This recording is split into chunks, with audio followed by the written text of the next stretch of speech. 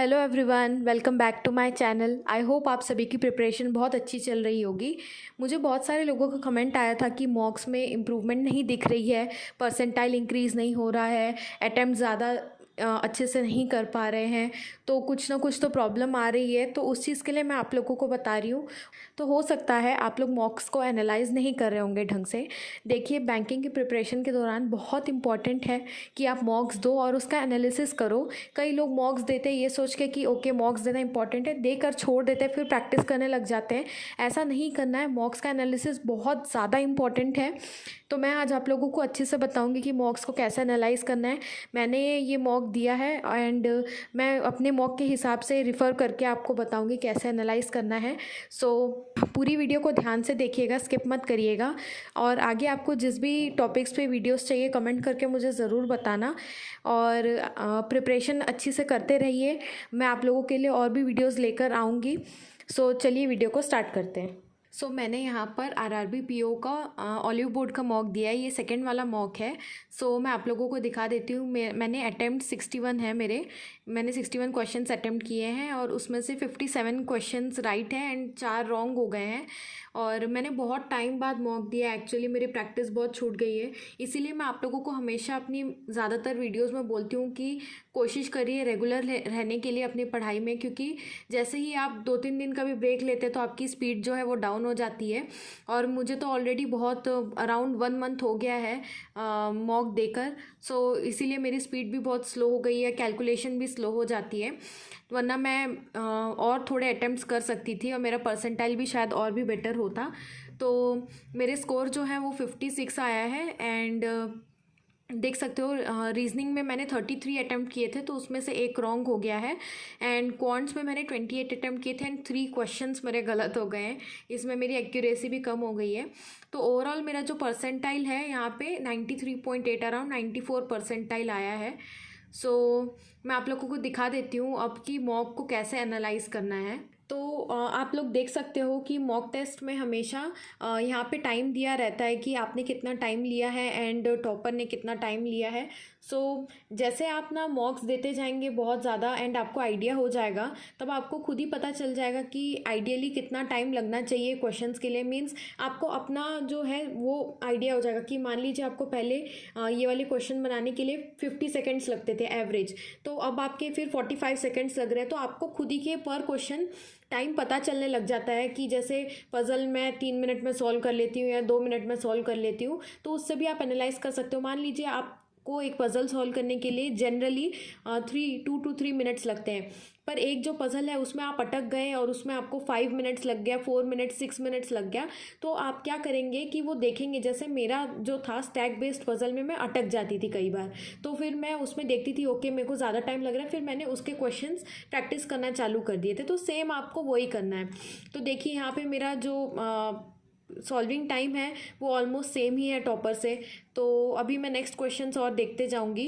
अपना यहाँ पे मैं अपना टाइम देखते जाऊंगी। देखिए जैसे यहाँ मुझे इस क्वेश्चन के लिए 34 सेकेंड्स लगे हैं एंड टॉपर को 58 सेकेंड्स लगे हैं।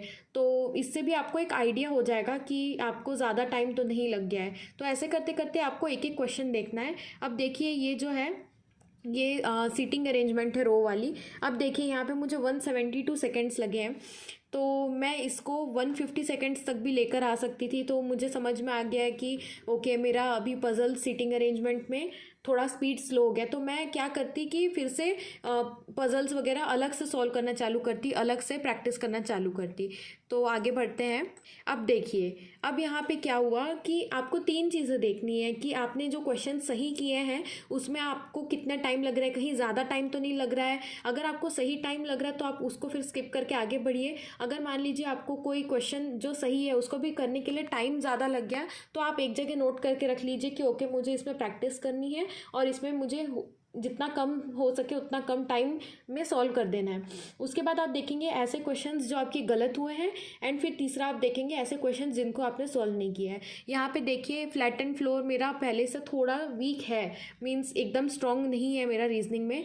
तो ये फ्लैट एंड फ्लोर को मैंने अटैम्प्ट करने की कोशिश की थी। यहाँ देख सकते हो 246 सेकेंड्स मैंने लिया, पर फिर भी मैं अटैम्प्ट नहीं कर पाई।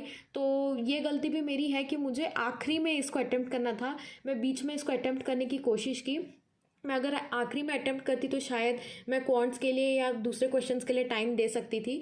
तो यहाँ मुझे एनालाइज करने के बाद ये गलती मुझे मेरी समझ आ गई कि मैंने ऐसे क्वेश्चन पे टाइम दे दिया जो मैंने आखिर में अटेम्प्ट भी नहीं किया। तो मैं इसको फिर अब आगे स्किप करूँगी। देन एक और पज़ल आता है, तो इसमें देखिए मुझे 134 सेकेंड्स लगे हैं, तो ये सही टाइम लगा, तो मैं वापस आगे बढ़ जाऊँगी। अब देखिए यहाँ पे मैंने क्वेश्चन सॉल्व करने में इसमें गलती कर दी है, तो अगली बार से मैं और थोड़ा अटेंटिव रहूँगी क्वेश्चन सॉल्व करते वक्त। तो अब ऐसे करते करते आपको जो है सारे क्वेश्चंस को देखते जाना है कि आपको सही टाइम लग रहा है, गलत ज़्यादा टाइम लग रहा है। अब यहाँ पे एक और पज़ल आ गया। मेन आप लोग पज़ल्स के ऊपर भी ज़्यादा एम्फेसिस करके देखिएगा कि आपको कहीं ज़्यादा टाइम तो नहीं लग जा रहा है। तो यहाँ पे भी मुझे सही टाइम ही लगा, 140 सेकेंड्स लगे हैं यहाँ पे, उतना ज़्यादा टाइम नहीं लगा है मुझे।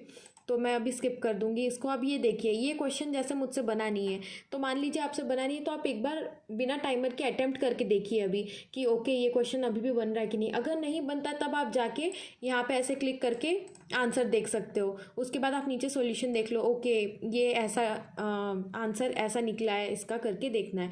उसके बाद आपको स्किप कर देना है। फिर ये है ऑर्डर रैंकिंग वाला क्वेश्चन है, इसमें भी मेरे को सही टाइम ही लगा है, तो मैं इसको भी स्किप कर दूंगी। फिर ब्लड रिलेशन है। ब्लड रिलेशन में मुझे क्वेश्चन सॉल्व करते वक्त ही समझ आ गया था कि मुझे ज़्यादा टाइम लग रहा है। कई बार ब्लड रिलेशन में भी फंस जाते हैं। मुझे अभी भी याद है आरआरबी पीओ के मेंस या फिर प्रीलिम्स में 3 क्वेश्चंस का सेट आया था ब्लड रिलेशन का, तो उसमें भी मैं अटक गई थी, और जैसे ही मुझे समझ आया कि मैं अटक रही हूँ मैंने स्किप कर दिया था। तो ब्लड रिलेशन मेरा वीक है, तो फिर मैं आपकी जगह होती तो ब्लड रिलेशन के क्वेश्चंस अलग से फिर से प्रैक्टिस करती। यहाँ देख सकते हो ऑलमोस्ट टॉपर से डबल टाइम मुझे लगा है, तो यहाँ पे भी मेरा बहुत टाइम कंज्यूम हुआ है। इसके बाद ये है डायरेक्शन डिस्टेंस का क्वेश्चन, तो इसमें भी मुझे ठीक ठीक ही टाइम लगा है, ज़्यादा टाइम नहीं लगा है, तो मैं इसको भी स्किप कर दूँगी। देन आते हैं क्वांट सेक्शन में। तो क्वांट सेक्शन में मैंने क्या किया, पहले स्पीड मैथ्स के क्वेश्चंस अटेम्प्ट किए, जैसे क्वाड्रेटिक क्वेश्चंस होते हैं, नंबर सीरीज़ वगैरह होते हैं। उसके बाद मैंने डीआई अटेम्प्ट किया, देन उसके बाद मैंने अरिथमेटिक के क्वेश्चंस अटेम्प्ट किए। तो अभी देख लीजिए, ये अरिथमेटिक के जो क्वेश्चन अटेम्प्ट किए मैंने, इसमें भी मुझे बहुत टाइम लग गया। मिक्सचर वाले क्वेश्चन में मुझे थोड़ा ज़्यादा टाइम लग गया है। तो मैं चाहती तो 1 मिनट के अंदर, 1 मिनट से ज़्यादा मुझे नहीं लेना था, पर ठीक है, कोई बात नहीं। मेरी प्रैक्टिस बहुत छूट गई है, बहुत टाइम हो गया है मुझे, राइटिंग भी मेरी स्लो हो गई है। देन अब देखिए, ये वाला क्वेश्चन मेरा गलत हो गया है। यही होता है दोस्तों, देखो आप प्रैक्टिस कम करोगे, रेगुलर नहीं रहोगे, तो आपकी एक्यूरेसी भी बहुत हद तक के अफेक्ट होती है। अगर मेरी रेगुलर प्रैक्टिस हो रही होती तो मैं डेफिनेटली 95+ परसेंटाइल आराम से ले आती इस मॉक में, क्योंकि ये ज़्यादा टफ तो है ही नहीं है मॉक उतना। तो अब देखिए, मैंने इतना प्रैक्टिस मेरी रह गई, तो मेरा फिर एक्यूरेसी वो होने लग गया, आप गलत भी होने लग गए, जबकि उतना हार्ड है भी नहीं है क्वेश्चन। देन उसके बाद ये वाला क्वेश्चन देखते हैं, इसमें मेरे को ठीक ठीक टाइम लगा। तो ऐसे करते करते मैं सारे क्वेश्चंस देखूंगी।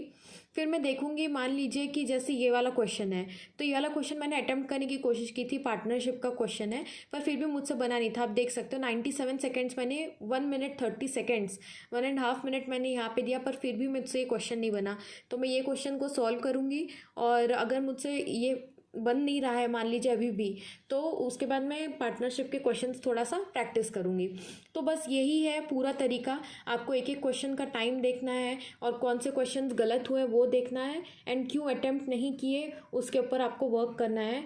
तो यही होता है मेन, जो आपको बोलते हैं मॉक्स पे एनालिसिस करो, क्योंकि उसका मेन जो फंडा है वो यही है कि जिस क्वेश्चन पे ज़्यादा टाइम लग रहा है उसके टाइमिंग्स को कम करना है। जो क्वेश्चन आपने अटेम्प्ट नहीं किए, क्यों अटेम्प्ट नहीं किए, आपको टाइम कम पड़ गया या फिर आपसे क्वेश्चन ही नहीं बना, वो आपको देखना है। गलत क्वेश्चन क्यों गलत हुआ, जल्दबाजी में गलत हुआ, आप अटेंटिव नहीं हो उस वजह से हुआ है, या फिर आपका अप्रोच गलत था, वो बस यही एनालिसिस करना है। फिर आपके वीक एरियाज़ पे आपको वर्क करना है। तो ये था मॉक टेस्ट का एनालिसिस, ये प्रीलिम्स का मॉक था।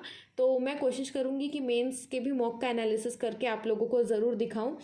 तो मिलते हैं नेक्स्ट वीडियो में। अगर आप लोगों को ये वीडियो पसंद आती तो प्लीज़ ज़रूर लाइक करिएगा। तो मिलते हैं नेक्स्ट वीडियो में, तब तक के लिए बाय बाय।